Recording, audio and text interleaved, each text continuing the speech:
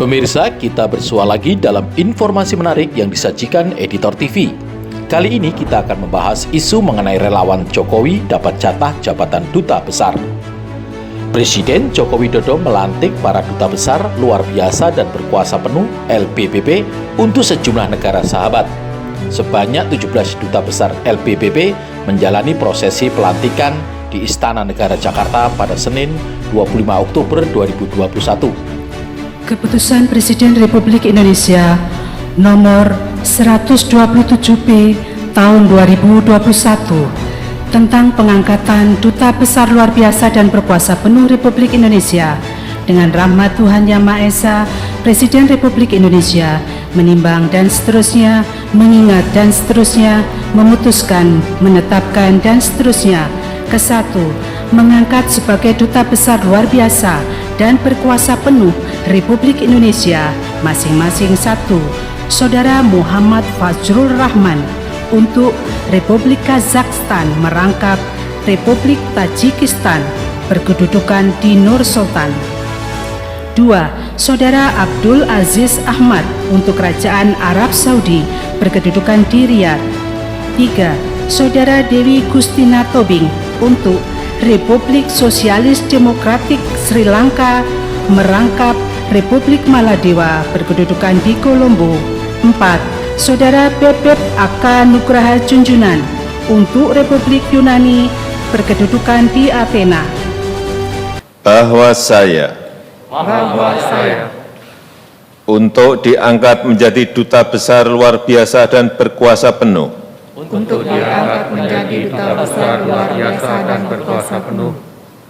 akan setia kepada Undang-Undang Dasar Negara Republik Indonesia tahun 1945 serta akan menjalankan segala peraturan perundang-undangan dengan seluruh-seluruhnya. Dari ke-17 nama duta besar yang dilantik, ada sebagian yang merupakan kader partai politik, pendukung Jokowi dan menjadi relawan saat pemilihan presiden 2019 lalu. Sebut saja Fajrul Rahman, yang akan duduk sebagai duta besar luar biasa dan berkuasa penuh Republik Indonesia untuk Kazakhstan merangkap Republik Tajikistan berkedudukan di Nur Sultan. Fajrul Rahman adalah aktivis ITB yang pernah merasakan dinginnya penjara di Nusa Kambangan karena mendemo penguasa Orde Baru pada tahun 1989. Ia pernah menjadi relawan Jokowi dan saat sebelum dilantik menjadi duta besar adalah juru bicara presiden. Selain nama Fajrul, ada nama Rosan Roslani. Pria kelahiran Jakarta ini akan menduduki jabatan duta besar di Amerika Serikat berkedudukan di Washington DC, menggantikan Duta Besar Muhammad Lutfi yang kini diangkat sebagai Menteri Perdagangan. Roslan Roslani merupakan Chairman Grup Rekapital dan Wakil Ketua Umum Kadin Bidang Perbankan dan Finansial. Pada 24 November 2015, ia terpilih menjadi Ketua Umum Kadin periode 2015-2020. Bersama dua sahabatnya Sandiaga Uno dan Elvin Ramli, Roslan Roslani mulai merintis usaha sebagai penasihat keuangan atau financial advisor pada tahun 1986. Kemudian juga ada nama Zuhairi Misrawi yang diajukan sebagai calon duta besar untuk Republik Tunisia. Aktivis muda Nahdlatul Ulama ini merupakan anggota tim kampanye Presiden Joko Widodo atau Jokowi dalam 2 kali pemilu presiden, yaitu tahun 2014 dan 2019. Ia berkampanye melalui cuitannya di media sosial. Zuhairi lahir di Sumeneb di Pulau Madura, Jawa Timur 5 Februari 1977. Ia menempuh pendidikan sarjana Departemen Akidah Filsafat Fakultas Usuluddin di Universitas Al-Azhar Mesir pada tahun 1999. Kemudian dia kuliah pasca sarjana Pemikiran Politik Islam di Universitas Islam Negeri Syarif Hidayatullah, Jakarta. Dalam organisasi keislaman, Zuhairi Misrawi dikenal sebagai intelektual muda Nahdlatul Ulama. Pada September 2012, Zuhairi pernah bersuara dalam kasus konflik Syiah di Sampang, Madura. Pada tahun 2018, Zuhairi Misrawi juga sempat mengecam penyerangan di gereja Sin Litwina Bedok Trihanggo Sleman, Yogyakarta. Zuhairi menyebut penyerangan ini berpotensi bermuatan politik sehingga ia mendesak pemerintah untuk mengungkap tokoh utama penyerangan. Kemudian duta besar lainnya yang juga diangkat oleh Presiden Joko Widodo adalah Lena Mariana Mukti yang diajukan sebagai calon duta besar untuk Kuwait. Dia adalah Ketua Umum Dewan Pimpinan Pusat Partai Persatuan Pembangunan. Lena Mariana Mukti menjabat sebagai juru bicara tim kampanye Jokowi dan Ma'ruf Amin dalam pemilu 2019 lalu. Lena Mariana Mukti pernah menjabat sebagai Ketua Umum Pengurus Besar Himpunan Mahasiswa Islam HMI pada tahun 1990 hingga 1992.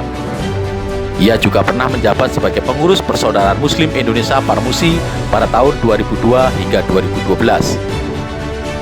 Terakhir ada juga Muhammad Najib sebagai Duta Besar LPPB Republik Indonesia untuk Kerajaan Spanyol merangkap Organisasi Pariwisata Dunia PBB atau UNWTO berkedudukan di Madrid. Muhammad Najib adalah kader Partai Amanat Nasional atau PAN yang belakangan ini merapat ke partai koalisi pendukung Jokowi. Belakangan ini makin banyak para politisi dan relawan Jokowi yang duduk di posisi-posisi kekuasaan, diantaranya sebagai Komisaris BUMN dan sebagai Duta Besar. Sebelumnya Presiden Jokowi juga pernah memberikan jatah kepada sejumlah kader partai pendukung koalisi dan relawannya dalam posisi jabatan Duta Besar. Mereka adalah Heri Ahmadi, Kepala Balitbang Dewan Pimpinan Pusat PDI Perjuangan pada tahun 2015-2020 yang diangkat oleh Presiden menjadi Duta Besar Jepang. Kemudian Golkar diwakili oleh politikus senior Rumkono. Rumkono diajukan menjadi Duta Besar Republik Indonesia untuk Bosnia Herzegovina. Rumkono menjadi anggota DPR sejak tahun 2009 hingga 2014, kemudian 2014 hingga 2019. Kemudian Wakil Ketua Umum Partai Bulan Bintang Sukmo Harsono juga menjadi kader partai politik pendukung Jokowi di Pilpres yang mendapat jatah Duta Besar. Sukmo menjadi Duta Besar Republik Indonesia di Republik Panama, merangkap Republik Honduras, Republik Costa Rica, dan Republik Nicaragua. Sementara itu, Bendara Umum Partai Keadilan dan Persatuan Indonesia Iwan Bogananta juga dipilih Presiden Jokowi menjadi calon Duta Besar untuk Republik Bulgaria, merangkap Republik Albania, dan Republik Makedonia. Ada sejumlah relawan Pilpres non-partai yang diajukan jadi Dubes pertama, yaitu Menteri Perdagangan Lufi yang menjadi calon Dubes Republik Indonesia di Amerika pada waktu itu.